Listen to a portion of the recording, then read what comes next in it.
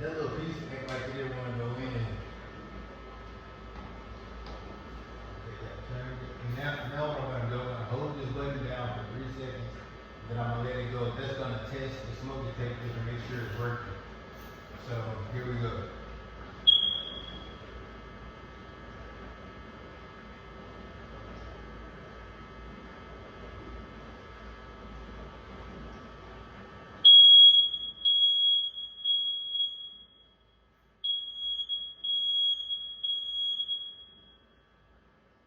Okay, now that it did that means it's all set and ready to go.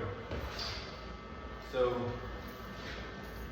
without further ado, guys, that was the smoke detector. I just came on here to show you how to install it and how it works.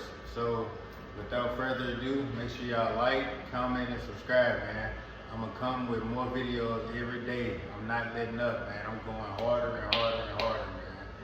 So, yeah, I'm out.